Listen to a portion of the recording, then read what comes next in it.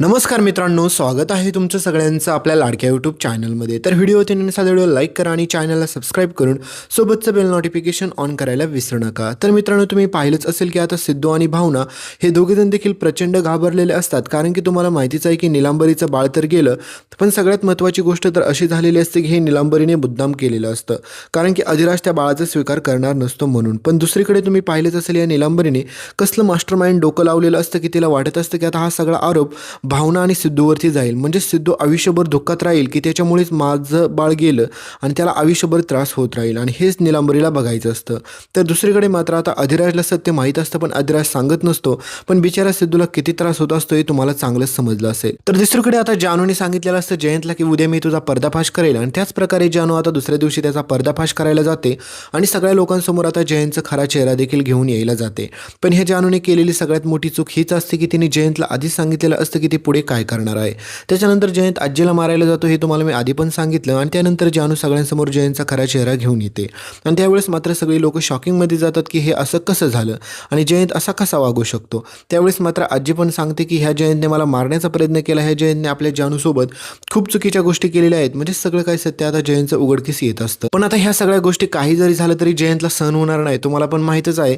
त्याच्यामुळे जयंतने अगोदरच खूप जबरदस्त असा मास्टर प्लॅन बनवलेला असतो, मी तुम्हाला आधीही सांगितलं, कारण की जयंतला माहीत असतं की काही जरी झालं तरी मात्र आता मला असं काहीतरी पाऊल चाललं पाहिजे जेणेकरून मात्र त्यामध्ये मी अडकलो नाही पाहिजे। त्याच्यामुळे जयंतने अगोदरच मात्र तुम्हाला मी बोललो होतो की ज्यावेळेस मात्र तुम्हाला माहितीच आहे की दळवींच्या लोकांनी ती फॅक्टरी ओपन केली, त्यावेळेस मात्र जयंतमध्ये आणि ह्या दळवींच्या लोकांमध्ये पण एक डील झालं होतं, आणि त्याच्यानंतर यांच्या घराची जी काही नोंदणी झालेली असते त्यामध्ये देखील जयंतचा सगळ्यात मोठा हात असतो। आता भलेही जर जयंतला ह्या लोकांनी सगळ्यांनी जरी ठरवलं की आता जयंतचा खरा पर्दाफाश करायचा आणि त्याला पोलिसांच्या ताब्यात द्यायचं, पण तरी देखील मात्र हा जयंत खूप शातीर असतो, कारण की याला सहजासहजी कोणीही देऊ शकणार नाहीये, कारण की ह्या जयंतने केलेला हा सगळ्यात मोठा मास्टरमाइंड प्लॅनिंग असतो। जानू सगळ्यांसमोर जयंतचा खरा चेहरा घेऊन येते, त्यावेळेस मात्र घरातील लोक म्हणतात की अगं जानू असं कसं होईल, जयंत असा कसा वागेल, म्हणजेच जानूच्याच घरातील लोक जानूलाच असं सगळं काही बोलत असतात। आणि तुम्हाला माहितीच आहे की वास्तुशांतीची पूजा असते, त्याच्यामुळे त्या ठिकाणी सगळीच लोक येणार असतात आणि सगळ्यात मोठा हाच तमाशा होणार असतो। एकीकडे जयंतने काही वस्तू मागवलेल्या असतात, म्हणजे याचा अर्थ असा असतो की जयंत त्यामध्ये खूप मोठा राडा करणार असतो, आणि जयंतने आतापर्यंत फक्त जानूलाच त्याच्या जाळ्यामध्ये फसवलेलं नसतं, तर जानूच्या पूर्ण फॅमिलीला त्याने जाळ्यामध्ये गोड गोड बोलून फसवलेलं असतं। आणि ह्या लोकांना थोडी पण कल्पना नसेल की जयंत आता पुढचा मास्टरमाइंड प्लॅन असा काय करेल ना की यांनी स्वप्नात पण विचार केला नसेल। बिचारा सिद्धू स्वतःला दोष देत बसलेला असतो की त्याच्यामुळेच त्या निलांबरीचं बाळ गेलं, पण बिचाऱ्याची काही चुकच नाही, तुम्हाला पण चांगलंच माहीत असेल। तर आता सगळ्यात मोठा आणि भयंकर ट्विस्ट तर असा येतो, कारण की एकीकडे मात्र ही निलांबरी आता सिद्धूवरती आरोप लावणार आहे की तुझ्यामुळेच माझं बाळ गेलं, आणि सिद्धू स्वतःला दोष जास्त देत बसतो। तर दुसरीकडे आता सिद्धू भावना सगळेजण वास्तुपूजेला येतात, त्यावेळेस मात्र ह्या जयंतचा पर्दाफाश होताना दिसेल, पण जयंतचा पर्दाफाश झाला तरी मात्र हा जयंत खूप जबरदस्त चालतो, त्यामध्ये उलट आता ही जानू जास्त अडकत जाते, तुम्ही पुढे पाहाचाल, आणि लक्ष्मी आणि श्रीनिवासला पण धक्का सगळ्यात बेकार बसतो।